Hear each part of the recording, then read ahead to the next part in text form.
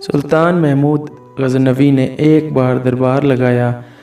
دربار میں ہزاروں افراد شریک تھے جن میں اولیاء، کتب اور ابدال بھی تھے۔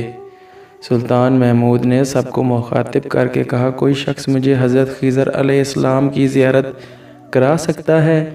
سب خاموش رہے۔ دربار میں بیٹھا ایک غریب دیہاتی کھڑا ہوا اور کہا، میں زیارت کرا سکتا ہوں لیکن میری ایک شرط ہے۔ سلطان نے شرط پوچھی تو عرض کرنے لگا، 6 ماہ دریا کے کنارے چلہ کاٹنا ہوگا، لیکن میں ایک غریب آدمی ہوں، میرے گھر کا خرچہ آپ کو اٹھانا ہوگا۔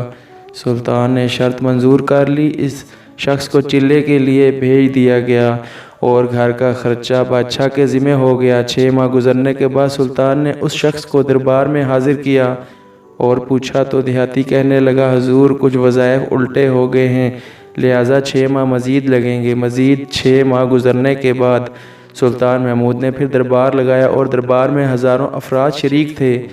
اس شخص کو دربار میں حاضر کیا گیا اور بادشاہ نے پوچھا، میرے کام کا کیا ہوا؟ یہ بات سن کے دیہاتی کہنے لگا، بادشاہ سلامت، کہاں میں گنہگار اور کہاں حضرت خضر علیہ السلام۔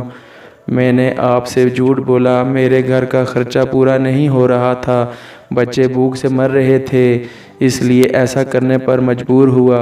سلطان محمود غزنوی نے اپنے ایک وزیر کو کھڑا کیا اور پوچھا، اس شخص کی سزا کیا ہے؟ وزیر نے کہا، اس شخص نے بادشاہ کے ساتھ جھوٹ بولا ہے لہٰذا اس کا گلا کاٹ دیا جائے۔ دربار میں ایک نورانی چہرے والے بزرگ تشریف فرما تھے، کہنے لگے، بادشاہ سلامت، اس وزیر نے بالکل ٹھیک کہا۔ بادشاہ نے دوسرے وزیر سے پوچھا، آپ بتاؤ۔ اس نے کہا، اس شخص نے بادشاہ کے ساتھ فراڈ کیا ہے، اس کا گلا نہ کاٹا جائے بلکہ اسے کتوں کے آگے ڈالا جائے تاکہ یہ ذلیل ہو کے مرے، اسے مرنے میں کچھ وقت تو لگے۔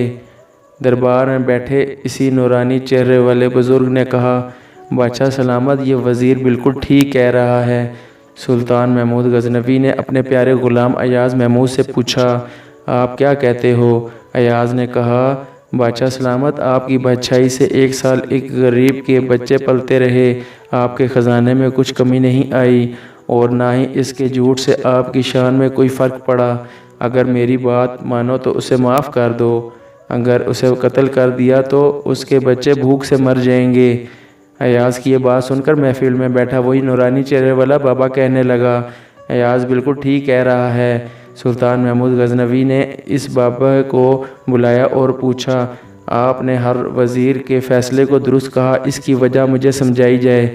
بابا کہنے لگا، بادشاہ سلامت، پہلے نمبر پر جس وزیر نے کہا اس کا گلا کاٹا جائے وہ قوم کا قصائی ہے اور قصائی کا کام ہے گلا کاٹنا۔ اس نے اپنا خاندانی رنگ دکھایا، غلطی اس کی نہیں آپ کی ہے کہ آپ نے ایک قصائی کو وزیر بنا لیا۔ دوسرا جس نے کہا اسے کتوں کے آگے ڈالا جائے، اس وزیر کا والد بادشاہوں کے کتے نہلایا کرتا تھا، کتوں سے شکار کھیلتا تھا، اس کا کام ہی کتوں کا شکار ہے، تو اس نے اپنے خاندان کا تعارف کرایا۔ آپ کی غلطی ہے کہ ایسے شخص کو وزارت دی، جہاں ایسے لوگ وزیر ہوں وہاں لوگوں نے بھوک سے ہی مرنا ہے۔ اور تیسرا ایاز نے جو فیصلہ کیا تو سلطان محمود، سنو، ایاز سید زادہ ہے، سید کی شان یہ ہے کہ سید اپنا سارا خاندان کربلا میں ذبح کرا دیتا ہے مگر بدلہ لینے کا کبھی نہیں سوچتا۔ سلطان محمود اپنی کرسی سے کھڑا ہو جاتا ہے اور ایاز کو مخاطب کر کے کہتا ہے، ایاز تم نے آج تک مجھے کیوں نہیں بتایا کہ تم سید ہو؟ ایاز کہتا ہے، آج تک کسی کو اس بات کا علم نہ تھا کہ ایاز سید ہے، لیکن آج بابا جی نے میرا راز کھولا، آج میں بھی راز کھول دیتا ہوں۔ سنو اے بادشاہ سلامت اور درباریوں، یہ بابا کوئی عام ہستی نہیں، یہی حضرت خضر علیہ السلام ہیں۔